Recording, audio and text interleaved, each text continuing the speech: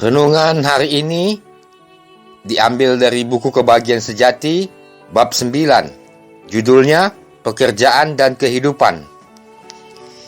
Allah adalah sumber kehidupan, terang, dan kegembiraan bagi semesta alam. Seperti sinar-sinar terang dari matahari dan seperti aliran air yang memancar dari mata air hidup, berkat-berkat itu mengalir dari Dia kepada semua makhluk ciptaannya. Di mana saja Allah tinggal di dalam hati manusia, Ia akan mengalir kepada orang-orang lain di dalam kasih dan berkat. Kegembiraan Juru Selamat ialah mengangkat dan menebus manusia yang sudah jatuh ke dalam dosa. Karena inilah Dia tidak memperdulikan nyawanya, melainkan memikul salib tanpa mengindahkan malu. Demikian pula para malaikat turut bekerja demi kebahagiaan orang-orang lain. Inilah kegembiraan mereka. Apa yang dianggap orang yang hanya mementingkan diri sebagai pekerjaan yang hina, melayani orang-orang yang hina adalah pekerjaan para malaikat yang tidak berdosa itu. Roh kasih pengorbanan diri Kristus adalah roh yang mengisi surga dan yang menjadi inti kebahagiaannya. Inilah roh yang akan dimiliki pengikut-pengikut Kristus. Inilah pekerjaan yang akan mereka laksanakan. Apabila kasih Kristus tersimpan di dalam hati, bagai bau-bauan yang harum, maka ia tidak akan tersembunyi. Pengaruhnya yang suci dapat dirasakan semua orang yang bergaul dengan kita. Roh Kristus yang ada di dalam hati bagaikan sebuah mata air di padang belantara, mengalir menyegerakan segalanya serta membuat orang-orang yang hampir mati rindu meminum air kehidupan itu. Kasih kepada Yesus akan dinyatakan di dalam satu kerinduan untuk bekerja sebagaimana Dia bekerja untuk memberkati serta mengangkat manusia. Dibimbingnya kita kepada kasih, kelembutan, dan simpati terhadap semua makhluk yang berada dalam pemeliharaan Bapa Semawi. Kehidupan Juru Selamat di dunia ini bukanlah suatu kehidupan yang menyenangkan serta memuliakan dirinya sendiri, melainkan Dia bekerja keras dengan tekun, sungguh-sungguh, dengan usaha yang tidak mengenal lelah demi keselamatan umat manusia yang sudah tersesat. Sejak dari Palungan sampai ke Golgota, Dia menjalani jalan penyangkalan diri dan tidak berusaha melepaskan diri dari tanggung jawab yang berat itu, perjalanan jauh yang memedihkan serta pekerjaan yang meletihkan. Katanya, sama seperti anak manusia pun datang bukan untuk dilayani, melainkan untuk melayani dan untuk memberikan nyawanya menjadi tebusan bagi banyak orang. Matius 20 ayat 28. Inilah satu-satunya tujuan yang besar dari kehidupannya. Segala sesuatu yang lain merupakan pekerjaan nomor 2 dan hanya alat saja. Makanan dan minumannya ialah melakukan kehendak Allah serta menyelesaikan pekerjaannya. Kepentingan diri sendiri tidak memegang peranan dalam pekerjaannya. Karena itu orang-orang yang turut ambil bagian dalam karunia Kristus akan bersedia membuat pengorbanan apapun, agar orang lain untuk siapa Kristus telah mati dapat merasakan pemberian surga itu. Mereka akan melakukan segala apa yang dapat mereka lakukan untuk menjadikan dunia ini lebih baik sebagai tempat tinggal mereka. Roh seperti inilah yang harus tumbuh dalam hati orang yang sudah bertobat dengan sungguh-sungguh. Begitu seseorang datang kepada Kristus, seketika itu juga lahir di dalam hatinya kerinduan untuk memberitahukan kepada orang lain betapa indahnya berkat persahabatan yang diperolehnya di dalam Yesus. Kebenaran yang menyelamatkan dan menyucikan tidak dapat dipendam di dalam hatinya. Jika kita sudah mengenakan pakaian kebenaran Kristus dan diisi kegembiraan melalui rohnya yang tinggal di dalam kita, maka kita tidak bisa hanya tinggal diam saja. Jika kita sudah merasa dan melihat bahwa Tuhan itu baik, pasti ada sesuatu yang harus kita katakan. Seperti Filipus ketika sudah menemukan Juru Selamatnya, kita harus mengundang orang-orang lain ke hadiratnya. Kita harus berusaha menyatakan kepada mereka penghiburan-penghiburan Kristus dan kenyataan-kenyataan yang tak kelihatan tentang dunia yang akan datang. Maka akan ada keinginan dan kenyataan-kenyataan yang tak kelihatan dari dunia mendatang. Akan ada kerinduan yang sungguh-sungguh sehingga orang-orang yang ada di sekitar kita mendapat anak domba Allah yang menghapus dosa dunia. Yohanes 1 ayat 29. Dan usaha untuk memberkati orang-orang lain akan mendatangkan berkat juga bagi diri kita sendiri. Inilah tujuan Allah dalam memberikan satu peran yang harus dikerjakan di dalam rencana penebusan itu. Dia telah memberi hak kepada manusia untuk turut ambil bagian dalam tabiat ilahi dan giliran merekalah membagikan berkat-berkat itu kepada sesama manusia. Inilah kehormatan yang tertinggi, kegembiraan yang terbesar yang dapat diberikan Allah kepada manusia. Orang-orang yang turut ambil bagian dalam pekerjaan-pekerjaan kasih dibawa lebih dekat kepada Khalik pencipta mereka. Allah dapat saja menyampaikan pekabaran-pekabaran Injil dan semua pekerjaan yang penuh kasih sayang ini kepada para malaikat. Dia juga dapat menggunakan alat-alat lain untuk memenuhi maksudnya. Tetapi di dalam kasihnya yang tak mengenal batas itu, dia memilih kita menjadi pembantu-pembantunya bersama Kristus dan malaikat-malaikat supaya kita dapat membagikan berkat-berkat, kegembiraan, keluruhan rohani sebagai hasil dari pekerjaan yang tidak mementingkan diri ini. Kita dibawa menjadi seperasaan dengan Kristus melalui persekutuan dalam penderitaannya. Setiap tindakan pengorbanan diri demi kebahagiaan orang lain memperkuat roh kebajikan dalam hati si pemberi, membuat dia lebih dekat kepada penembus dunia yang oleh karena kamu menjadi miskin sekalipun ia kaya, supaya kamu menjadi kaya oleh karena kemiskinannya. 2 Korintus 8 ayat 9. Hanyalah jika kita memenuhi maksud ilahi di dalam penciptaan, kita dapat menjadi berkat bagi diri kita sendiri. Jika Anda mau bekerja sebagaimana yang direncanakan Kristus bagi murid-muridnya dan menarik jiwa-jiwa kepadanya, maka Anda akan merasakan perlunya satu pengalaman mendalam dan pengetahuan lebih besar mengenai perkara-perkara ilahi, dan akan lapar dan dahaga terhadap kebenaran. Anda akan memohon kepada Allah dan imanmu akan dikuatkan. Jiwamu akan meminum lebih banyak lagi dari sumber air keselamatan itu. Tantangan-tantangan dan cobaan-cobaan akan mendorong Anda berdoa dan menyelidiki Alkitab.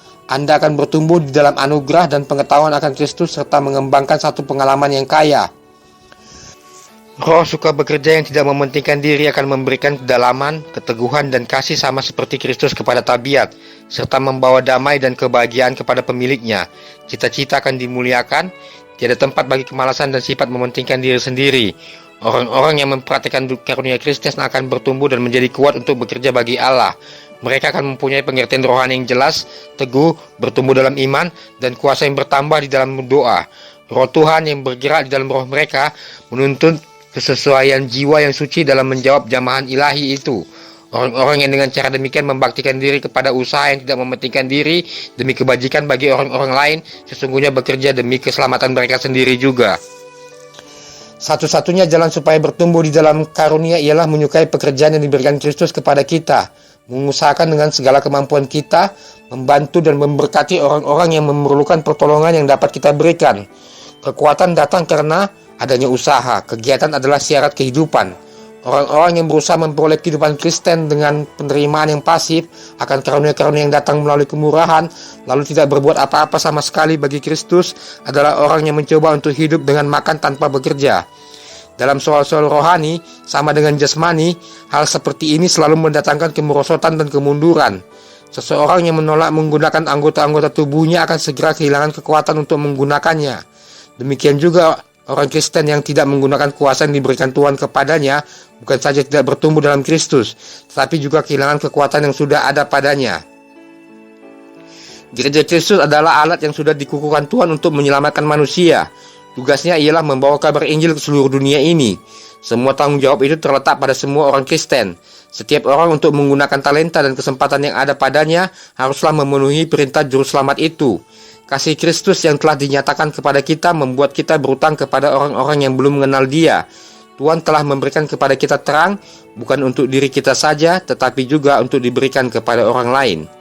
Jika pengikut-pengikut Kristus sadar akan tugasnya, akan ada ribuan orang yang mengabarkan Injil di negeri kafir di mana sekarang hanya ada satu orang saja. Dan semua orang yang tidak dapat mengerjakan sendiri pekerjaan itu dapat membantunya dengan jalan memberikan bantuan berupa harta, simpati, dan doa-doa mereka. Maka akan ada pula usaha yang tekun untuk menyelamatkan jiwa-jiwa di negeri-negeri Kristen. Kita tidak perlu pergi ke negeri orang-orang yang belum mengenal Kristus atau meninggalkan lingkungan rumah tangga yang kecil sekalipun. Jika kewajiban kita memang di situ dalam rangka bekerja bagi Kristus, kita dapat melakukan ini di lingkungan rumah tangga, di gereja, di antara orang-orang sepergaulan kita, dan dengan orang-orang yang berhubungan dengan kita. Sebagian besar kehidupan juru selamat di dunia ini telah digunakan di dalam pekerjaan yang dilakukan dengan sabar di pertukangan kayu di Nazaret. Malaikat-malaikat yang melayani menyertai Tuhan kehidupan itu ketika dia berjalan bersama para petani dan pekerja-pekerja tanpa dikenal dan dihormati. Dia dengan setia mengerjakan tugasnya ketika bekerja sebagai tukang kayu, sama seperti ketika dia menyembuhkan orang sakit dan berjalan di atas ombak danau Galilea. Demikianlah di dalam pekerjaan hina dan status yang rendah itu, kita dapat berjalan dan bekerja dengan Yesus. Rasul Paulus berkata, Saudara-saudara, hendaklah tiap-tiap orang tinggal di hadapan Allah dalam keadaan seperti pada waktu ia dipanggil. 1 Korintus 7 ayat 24. Pedagang dapat melakukan pekerjaan dalam satu cara yang akan memuliakan tuannya oleh kejujurannya. Jika dia pengikut Kristus yang sejati, dia akan melibatkan agamanya dalam segala sesuatu yang dibuatnya, serta menunjukkan roh Kristus kepada setiap orang. Ahli mesin dapat rajin dan setia mewakili dia yang pernah mengerjakan pekerjaan kasar sewaktu dia hidup di antara bukit-bukit Galilea.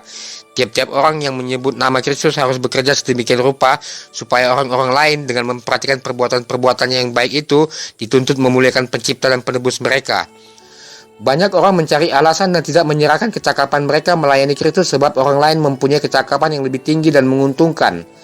Ada pendapat umum yang tidak benar yang mengatakan bahwa hanya orang-orang pintar saja yang perlu memasrahkan kesanggupan-kesanggupan mereka melayani Tuhan.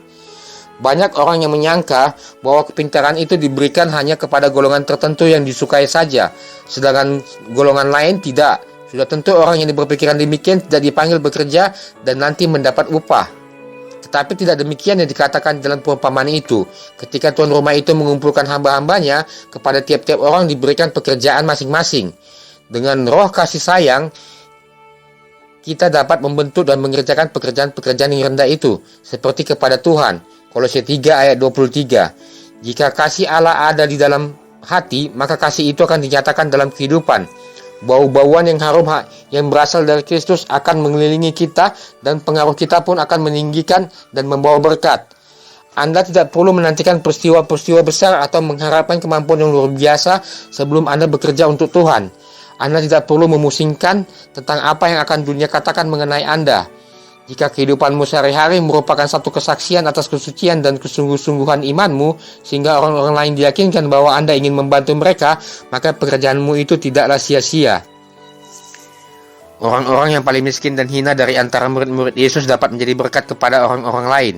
Mungkin mereka tidak menyadari bahwa mereka berbuat kebaikan, tetapi pengaruh mereka yang tidak disadarinya memulai ombak kebahagiaan yang makin lama makin dalam, dan berkat yang dihasilkannya tidak pernah mereka ketahui sampai tiba hari pemberian upah terakhir itu. Mereka tidak merasakan atau mengetahui bahwa mereka telah melakukan sesuatu perkara yang besar. Mereka tidak perlu cemas mengenai kesuksesan.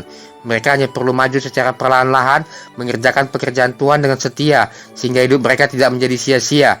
Jiwa mereka akan bertumbuh semakin lama semakin menyerupai Kristus. Mereka adalah teman-teman sekerja dengan Allah di dalam kehidupan ini, karena itu layak bagi pekerjaan yang lebih tinggi dan kegembiraan yang tiada celahnya dalam kehidupan mendatang. Demikianlah renungan kita pada hari ini, yang diambil dari buku Kebahagiaan Sejati, bab 9, judulnya Pekerjaan dan Kehidupan. Sampai jumpa di renungan berikutnya. Terima kasih. Shalom. Tuhan Yesus memberkati.